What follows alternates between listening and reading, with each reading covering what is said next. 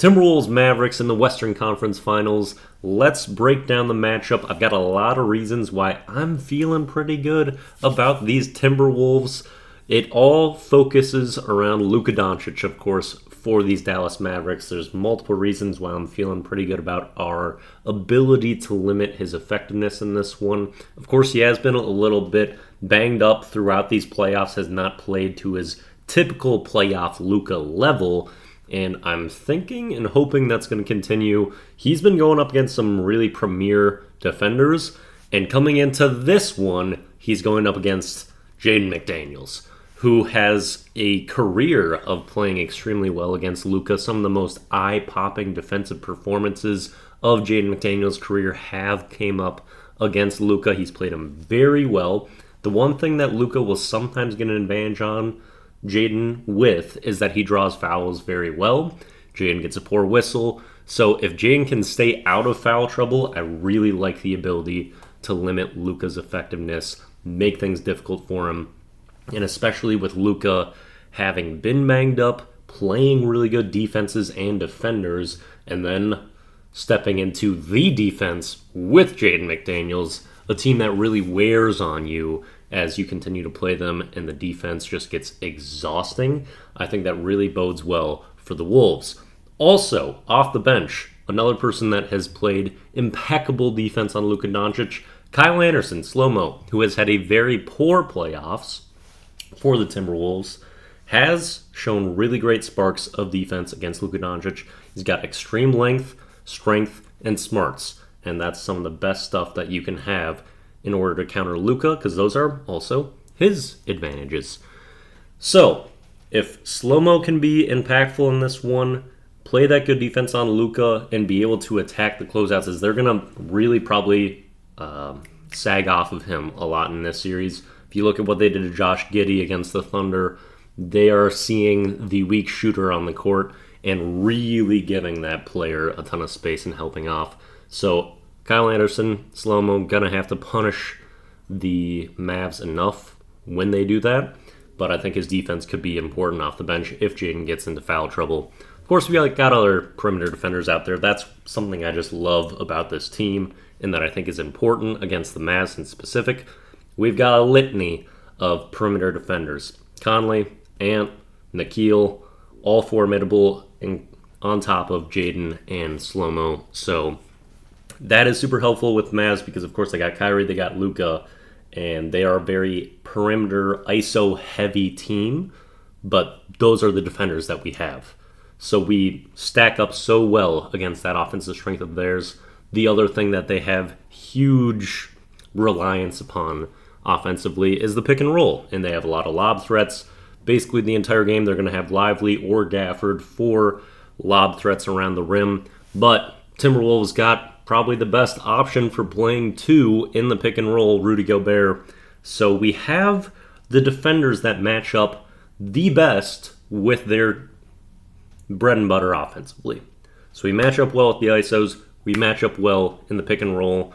You would think that's going to add up to us playing some pretty good defense against them and stopping them, limiting them.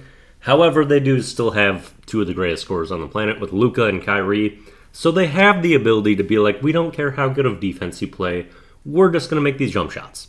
Kyrie especially, you get a little bit worried about where the matchup is going to go there. And they do have a lot of length and size on this team, similar to ours, that makes it hard to figure out where you're going to place Mike exactly. I think he can hold up on some of the guards that he would have to take on, like Kyrie, Luka. They're probably going to try to pick on Mike a lot, and he can do an alright job, but it's of course not the best matchup that you're going to be looking for. I think though on the Mavs side, they have kind of a struggle too, because they don't have an elite perimeter defender. They don't have one of those A1s like Jaden McDaniels, so they don't have the best answer for Anthony Edwards in an individual. Not that you ever really stop the best players in the NBA with just one individual, but I feel good that Ant is going to be creating advantages like crazy because they don't have someone like that. So that's something that this team, the Wolves, can really capitalize on, I think. Also offensively, the movement of the ball is probably going to be important. I think they're going to have to be helping a lot on Ant, and will be bringing a lot of attention his way again, not letting him beat them. So we're going to have to knock down shots. The Mavs like to pack the paint. They've got size. They've got rim protection, unlike the Nuggets who we just played.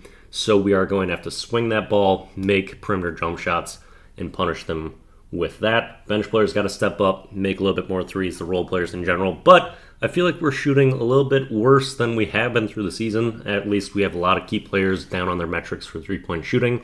I think that will rise. We'll step up to the occasion, and we will manage to do that. And I think on the Mavs side, like, their role players have stepped up, especially PJ Washington. Like, I like him. I don't think he's going to maintain the unbelievable shooting and scoring that he has been able to produce.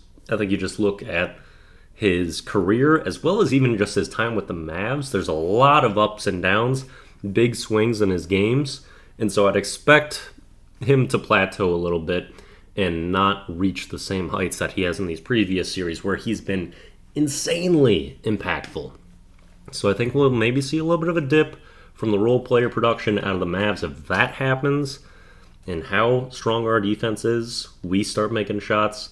Man, I feel really good about our chances. Also, the Mavs have had significant size advantage in their first two series where they're dominating the boards, especially against the Thunder. They don't have the size on us. They're losing that advantage that they've been really leaning into throughout these playoffs.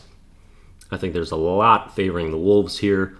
Of course, they got Luka, they got Kyrie, they have a formidable defense in their own right, they have size, their role players have been stepping up, they got people on the bench then that can pop. Tim Hardaway Jr. can be hitting shots.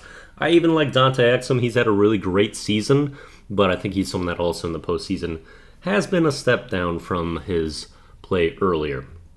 Mavs will hit punish threes pretty frequently, and they still got a shot, still a route to win. But I like a lot of these elements for the Wolves. Anthony Edwards, this is your time.